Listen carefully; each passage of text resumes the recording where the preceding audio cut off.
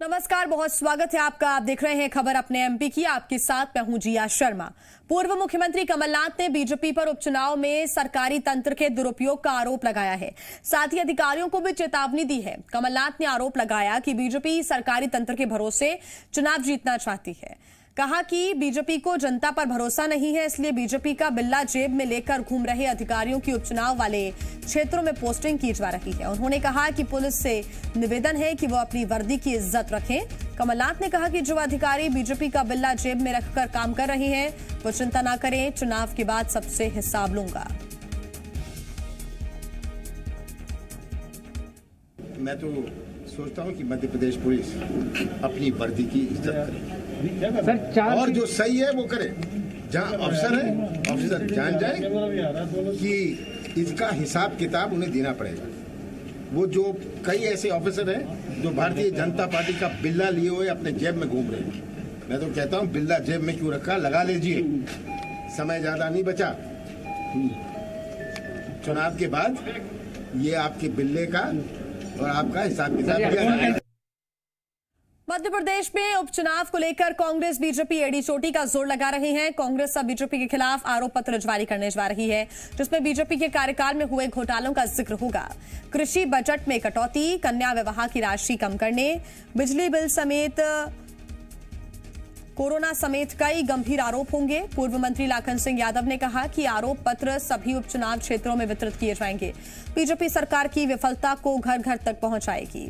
तो वहीं बीजेपी ने कहा है कि 15 महीने की कमलनाथ सरकार को जनता ने देखा है, जनता अब झांसे में नहीं आने वाली। बीजेपी ने कहा कि कांग्रेस का आरोप पत्र कांग्रेस के ही खिलाफ है।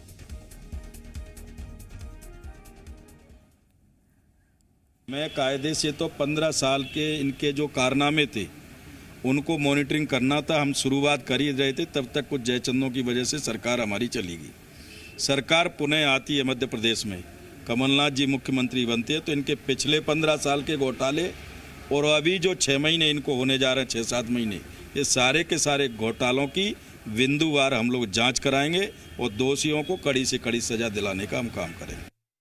उनके मंत्रिमंडल के आधा दर्जन सदस्यों ने खुलकर आरोप लगाए थे और वो उन आरोपों को हम याद जनता को दिलाएंगे कि किस प्रकार अवैध उत्खनन, अवैध शराब, ट्रांसफर पोस्टिंग से लेकर छल प्रपंच पर्दे के पीछे से सरकार चलाने का काम, जिस प्रकार से 15 महीनों में ये लूट अराजकता बनी थी, उसको याद दिलाने वाले हैं। तो इनको जनता को ध्यान में आ जाएगा कि आगाज ऐसा था, इनका 15 महीनों का राज ऐसा था, तो ये क्या करते अगर 5 साल रह जाते, जनता को हम याद दिलाएंगे। मध्य प्रदेश में उपचुनाव की जंग में बीएसपी ने अपने 10 योद्धा और उतार दिए हैं। बीएसपी ने 10 उम्मीदवारों की लिस्ट जारी की है, जिनमें हाल ही में कांग्रेस छोड़कर आए पूर्व मंत्री महेंद्र सिंह बौद्ध को भांडेर से उम्मीदवार बनाया गया है। तो वहीं ग्वालियर शहर से हरपाल मांझी और ग्वालियर पूर्व से महेश बघेल को चुनावी मैदान में उतारा है। सांची से पूरन सिंह अहिरवार, बमोरी से रमेश डाबरा और सांवेर से विक्रम सिंह गहलोत को बीएसपी ने अपना उम्मीदवार बनाया है। माधांता सीट से डॉक्टर जितेंद्र बासिंदे, ब्यावरा से गोपाल सिंह भिलाला और आगरमालवा से गजेंद्र बंजारिया को बीएसपी ने टिकट दिया। और इससे पहले भी बीएसपी अपने 8 प्रत्याशियों की घोषणा कर चुकी है। मध्य प्रदेश की महिला एवं बाल विकास मंत्री इमरती देवी का एक और वीडियो वायरल हो रहा है। वीडियो डबरा का बताया जा रहा है, जिसमें बीजेपी की संभावित प्रत्याशी कह रही है कि मैं हार भी गई तो भी मंत्री बनी रहूंगी, मैं किसी से डरने वाली नहीं हूं। जी मीडिया वायरल वीडियो की पुष्टि नहीं करता। इससे पहले भी इमरती देवी के कई वीडियो वायरल हो चुके हैं। इमरती देवी कभी किसी से नहीं डरती। इमरती देवी मैदान में घूमती है। ऐसे डराने वाले तो कई आगे पीछे घूमते हैं। और मैं आपसे एक बात और कहना चाहती हूँ कि अगर इमरती हार भी जाएगी तो भी मंत्री रहेगी। मंत्री इमरती देवी की वायरल वीडियो पर कांग्रेस ने निशाना साधा। कांग्रेस प्रवक्ता आरपी सिंह ने कहा कि इमरती देवी वोटर्स को बरगलाने के लिए ऐसा बयान दे रही है। चुनाव आयोग को इस मामले में संज्ञान लेना चाहिए। बीजेपी ने उनका बचाव किया। बीजेपी प्रवक्ता राजेश सोलंकी का कहना है कि इमरती देवी ने आचार संहिता का उल्लंघन नहीं किया, वो गांव वालों को उनकी भाषा में समझाने की कोशिश कर रही थी। ऐसे वक्त पर यदि कोई भी ऐसा प्रत्याशी या कोई भी राजनीतिक दल का कार्यकर्ता इस प्रकार की बात करता है इसका मतलब ये है कि वो अवैधानिक बात कर रहा है। और मुझे लगता है कि जो इलेक्शन कमीशन है उसको संज्ञान में लेके ऐसे व्यक्ति को दंडित करना चाहिए, क्योंकि वो सिस्टम को चुनौती दे रहा है, वो प्रजातांत्रिक सिस्टम को, इलेक्शन सिस्टम को चुनौती दे रहा है। तो मुझे लगता है कि ईसी को उसको संज्ञान में लेके तुरंत प्रभाव से इन्हें दंडित करना चाहिए। अगर वो नहीं भी रहेंगी तो भी जनता के साथ जुड़ी रहेंगी, जनता की सेवा करती रहेंगी। लेकिन हम सब जानते हैं कि चुनाव जीतने के बाद ही मंत्री पद पर वो निरंतर रहेंगी, लेकिन गांव के लोगों के साथ रहेंगी, ये उनकी भावना है। इसको राजनीतिक दृष्टि से या इस प्रकार की दृष्टि से कि उन्होंने संविधान का कोई उल्लंघन किया या संविधान का सम्मान नहीं करते, ये देखना गलत है। सरकार और पार्टी संविधान के अनुसार चलती हैं, विधायक और विधायिका भी उस हिसाब से काम करती हैं, लेकिन जनता के साथ वो हमेशा रहेंगी, ये उनके बयान का आशय है। सागर के गढ़ाकोटा स्वास्थ्य केंद्र में मंत्री गोपाल भार्गव के निरीक्षण करने के बाद अब स्वास्थ्य महकमा हरकत में आ गया है। सागर सीएमएचओ ने गढ़ाकोटा स्वास्थ्य केंद्र के 3 कर्मचारियों को सस्पेंड कर दिया है। साथ ही ड्यूटी डॉक्टर, बीएमओ और 5 दूसरे कर्मचारियों को कारण बताओ नोटिस जारी किया है। मंत्री गोपाल भार्गव ने देर रात स्वास्थ्य केंद्र का निरीक्षण किया था, लेकिन उस वक्त स्वास्थ्य केंद्र में कोई भी डॉक्टर या कर्मचारी मौजूद नहीं था।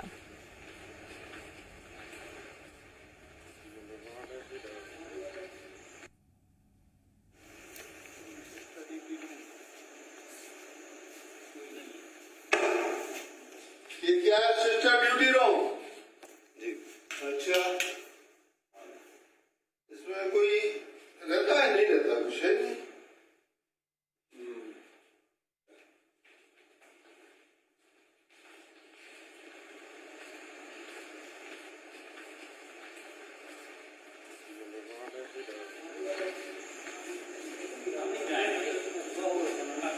यहाँ कौन है?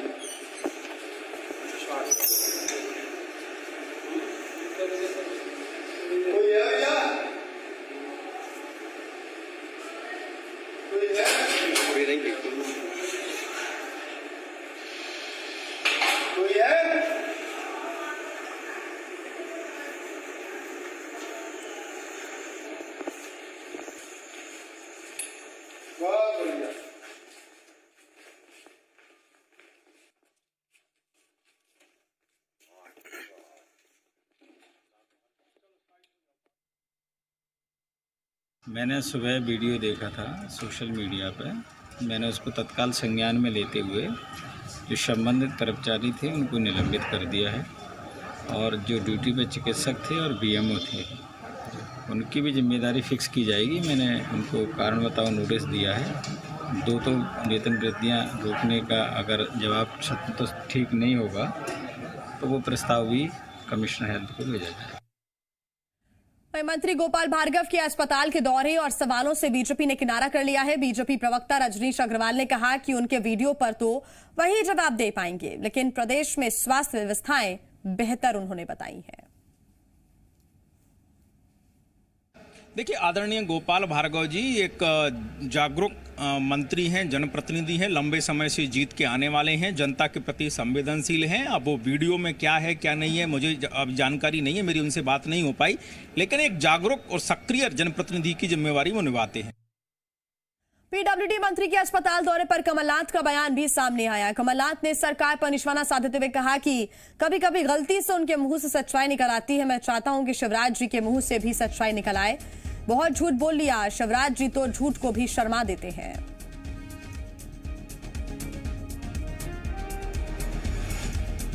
कभी कभी गलती से उनके मुंह से सच्चाई निकल आती है, पर मैं तो उम्मीद करता हूं कि शिवराज जी के भी मुंह से कभी सच्चाई निकल आए। बहुत झूठ बोल लिया, शिवराज जी तो झूठ को भी शर्मा देते हैं। प्रदेश में लगातार हो रही रेप की वारदात, महिला अत्याचार पर पूर्व सीएम कमलनाथ ने शिवराज सरकार पर बड़ा हमला बोला। उन्होंने कहा कि जब मध्य प्रदेश 15 साल बाद शिवराज जी ने मुझे सौंपा था, तब भी प्रदेश महिलाओं के अत्याचार के मामले में नंबर 1 था। आज भी देश में मध्य प्रदेश महिला अत्याचार के मामले में नंबर 1 पर है। पिछले 8 महीने में भी महिलाओं पर अत्याचार की घटनाएं लगातार बढ़ रही हैं। प्रदेश की कानून व्यवस्था ध्वस्त है। भारतीय जनता पार्टी और शिवराज जी ने मुझे सौंपा था। मध्य प्रदेश देश में नंबर 1 महिलाओं पर अत्याचार का। आज भी महिलाओं के अत्याचार और पिछले 7 महीनों में जो कानून व्यवस्था है, जो महिला पर अत्याचार, जो रेप, हम देख रहे हैं कि कैसा माहौल देश में बन रहा है, खास करके हमारे सबसे कमजोर और दलित समाज के ऊपर। नाबालिग से आपको बता दें, खरगोन की घटना सामने आई जहां नाबालिग से गैंगरेप मामले में बीएसपी अध्यक्ष मायावती ने ट्वीट किया है। मायावती ने अपने ट्वीट में लिखा है कि आदिवासी बालिका के साथ हुए गैंगरेप के जघन्य अपराध की खबर अति शर्मनाक, अति निंदनीय और अति चिंताजनक है। बीएसपी मांग करती है कि राज्य सरकार महिला शोषण उत्पीड़न के मामले में गंभीर और संवेदनशील होकर तत्काल सख्त कदम उठाए। वहीं बलरामपुर में एक नाबालिग के साथ गैंगरेप की वारदात सामने आई। गांव के ही युवकों पर नशीली दवाई खिलाकर इस वारदात को अंजाम देने का आरोप लगा है। पीड़िता घर की पुताई के लिए मिट्टी लाने के लिए जंगल गई हुई थी, तभी आरोपियों ने नाबालिग के साथ मारपीट की, फिर नशीली दवाई खिलाकर उसके साथ रेप किया। 2 दिन बाद नाबालिग बेहोशी की हालत में अपने घर के पास मिली। पीड़िता के पिता ने थाने में शिकायत की है, जिसके बाद पुलिस ने 2 आरोपियों को गिरफ्तार कर लिया है। उनसे पूछताछ की जा रही है।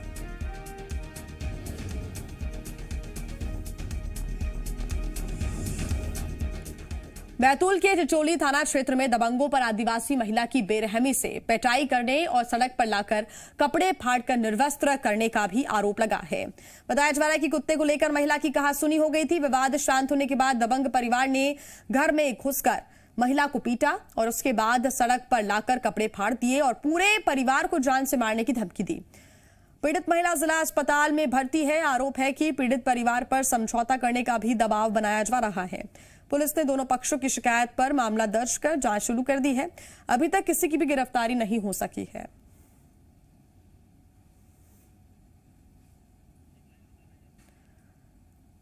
तो महिला के साथ बेरहमी के साथ पहले पिटाई की गई और सड़क पर लाकर निर्वस्त्र कर दिया गया। हालांकि इस मामले को लेकर दबाव डाला जा रहा है क्योंकि महिला और महिला के परिवार ने शिकायत की है। महिला अभी अस्पताल में भर्ती है जहां उनका इलाज चल रहा है। कुत्ते को लेकर कुछ विवाद हो गया था, यानी कि मामूली सा विवाद था और इस विवाद के चलते महिला की बेरहमी से पिटाई की गई। दोनों पक्षों में पहले ग्रामीणों द्वारा समझौता करा दिया गया था।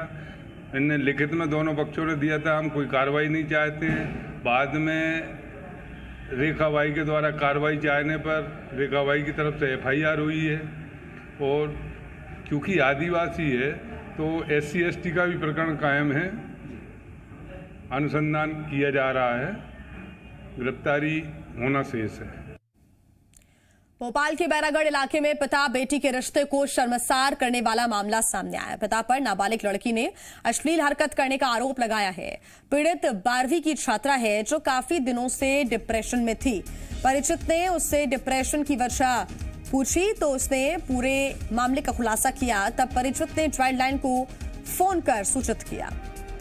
चाइल्ड लाइन की टीम ने नाबालिग की काउंसलिंग की और उसके बाद बैरागढ़ थाने में आरोपी पिता के खिलाफ मामला दर्ज हुआ है। चाइल्ड लाइन के मुताबिक पीड़ित अपने पिता, मां और बड़ी बहन के साथ रहती है। उसकी मां की गैर मौजूदगी में 12 साल से आरोपी पिता अश्लील हरकतें करता आ रहा है। डर की वजह से नाबालिग ने अभी तक किसी को बताया नहीं था।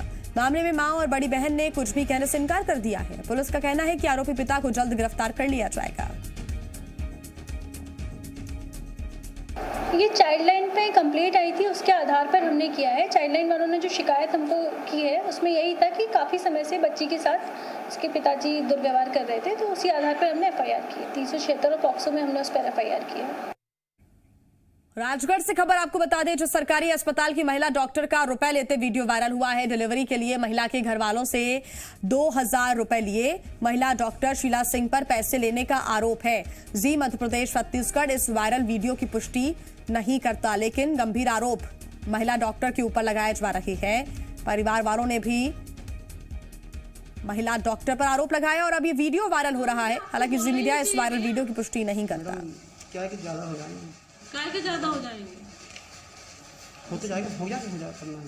हाँ, क्लियर हो मध्य प्रदेश में लकड़ी तस्करों के हौसले कितने बुलंद हैं, इसका अंदाजा इसी बात से लगाया जा सकता है कि एक लकड़ी तस्कर ने वन विभाग के वनपाल को धमकाते हुए कानपुर का चर्चित बिकरू कांड दोहराने की धमकी दी है। यही नहीं, तस्कर ने फोन करके वनपाल को पूरे वन विभाग सहित भून डालने तक की धमकी दे डाली। वनपाल का नाम विनोद कुमार परतेती बताया जा रहा है, जो वर्तमान में छिंदवाड़ा में चवालपानी बीट में पदस्थ है। पूरा मामला अवैध लकड़ी कटाई और परिवहन से जुड़ा बताया जा रहा है। फोन पर धमकी का ऑडियो सोशल मीडिया पर वायरल हो रहा है। जी मीडिया वायरल ऑडियो की पुष्टि नहीं करता, लेकिन बताया जा रहा है कि 31 जुलाई को चवालपानी वन अमले ने एक आम की लकड़ी से भरा हुआ ट्रक पकड़ा था, जिसमें कोई भी प्रामाणिक दस्तावेज नहीं मिले थे। वन अमले ने अवैध रूप से लकड़ी का परिवहन करने पर नरसिंहपुर के साई खेड़ा के रहने वाले वीरेंद्र उर्फ गुड्डा कौरव के खिलाफ मामला दर्ज किया था और इसी बात से नाराज गुड्डा कौरव ने वन सर्किल प्रभारी विनोद कुमार परतेती को फोन किया और जान से मारने की धमकी दे डाली। यही नहीं, वीरेंद्र कौरव ने कानपुर वाले विकास दुबे की तर्ज पर बिकरू कांड दोहराने की बात कही और वनपाल विनोद परतेती को पूरे फॉरेस्ट डिपार्टमेंट सहित गोली से भून डालने की धमकी भी दी है। वनपाल विनोद परतेती ने पूरे मामले की शिकायत फोन कॉल रिकॉर्डिंग के साथ अपने अधिकारियों और एसपी से की है। हेलो इकबाल शाह वीरेंद्र कौरव बोल रहा हूँ। हाँ भाई आपने कानपुर का बिकरू कांड देखा था कि नहीं देखा? अरे मैं ये बोल रहा हूँ, कानपुर का बिकरू कांड देखा था नहीं आपने? नहीं क्यों वैसे ही कर लूंगा मैं तुमको सबको। अच्छा हाँ, 3 मिनट लगेंगे, खानदान मिटाऊंगा। तुम्हारे बच्चे हैं कि नहीं? समझ गए? हाँ, भूल लूंगा पूरी फॉरेस्ट तुम्हारी। तो मैं क्या करूं भैया, इसमें मेरी क्या गलती है? ज्यादा टार्चर कर रहे हैं ना। हाँ पूरों की जितने 4 पानी में बिकरू कांड कर लूंगा, नकान बोल रहे। हाँ चल, मर जाऊँ। हाँ चलो ठीक है। जो वन अमला है उसके परिवार के साथ भी अनैतिक कृत्य करने के लिए उन्होंने उनको धमकी दी है। हमने इसकी सूचना संबंधित जो कर्मचारी जिसको उन्होंने दी थी विरोध करते थी, उनको उनके द्वारा माहौलजे थाने में भी रिपोर्ट कराई गई है। इसके अलावा हमारे पास भी इसकी सूचना आई थी, तो हमने पुलिस अधीक्षक महोदय को एवं कलेक्टर महोदय को इस संज्ञान में इसकी जानकारी लाई है। वहीं बड़वानी में प्रताड़ना से तंग आकर एक युवती ने खुदकुशी कर ली। मौके से पुलिस ने सुसाइड नोट बरामद किया है, जिसमें एक युवक पर प्रताड़ित करने का आरोप लगाया गया है। सुसाइड नोट के अनुसार कमलेश मुकाती नाम का शख्स युवती से एक तरफा प्यार करता था और उसे लगातार प्रताड़ित करता था, जिससे परेशान होकर युवती ने अपनी जान दे दी। मृतका के भाई ने बताया कि कमलेश को उन्होंने काफी समझाया, लेकिन इसके बाद भी वो अपनी हरकतों से बाज नहीं आया। पुलिस ने मामला दर्ज कर लिया है और आरोपी की तलाश में जुट गई है।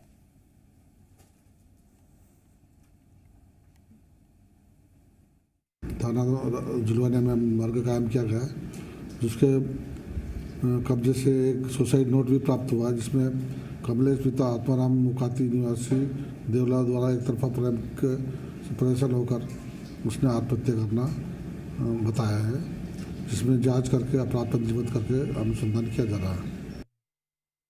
मुरैना के पोरसा इलाके में एक युवक के अपहरण केस को पुलिस ने सुलझा लिया है। पुलिस के मुताबिक युवक का अपहरण नहीं हुआ था, बल्कि उसने खुद ही अपने अपहरण का नाटक किया था।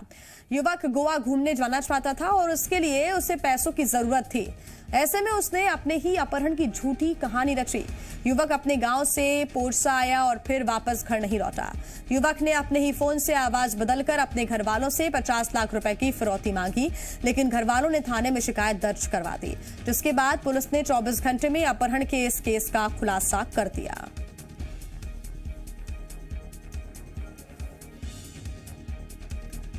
जबलपुर में गांधी जयंती के मौके पर रजक समाज के लोगों ने अपनी मांगों को लेकर सत्याग्रह किया। ग्वारी घाट पर नर्मदा नदी में सत्याग्रह के दौरान सभी ने सरकार विरोधी तख्तियां पकड़ रखी थी। रजक समाज की मांग है कि उन्हें प्रदेश भर में अनुसूचित जाति में शामिल किया जाए। अभी उन्हें 3 ही जिलों में अनुसूचित जाति वर्ग में शामिल किया गया है।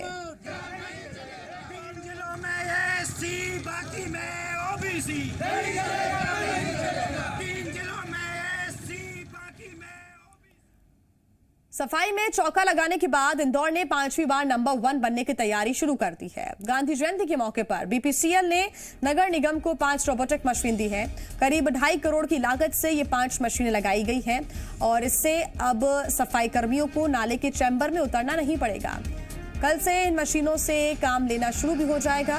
निगम कमिश्नर प्रतिभा पाल ने बताया है कि इस बार इंदौर को नंबर 1 बनाने की तैयारी हो रही है। ड्रेनेज के जो चैम्बर क्लीनिंग मशीन्स हैं उनमें कई सारी मशीन्स आज शामिल हुई हैं, जिसमें बीपीसीएल ने जन भागीदारी के तहत हमको ये मशीनें प्रोवाइड करी हैं। तो इस तरीके की चीज़ें लगातार इंदौर नगर निगम हर साल कुछ नया करने का प्रयास करता है। इन सभी चीज़ों के साथ में मिलकर हम लोग निश्चित रूप से नंबर 1 फिर से आएंगे और अपनी दावेदारी उसी मजबूती के साथ प्रस्तुत करेंगे जो हम लोग लगातार करते हैं। और इसी के साथ इस बुलेटिन में फिलहाल इतना ही।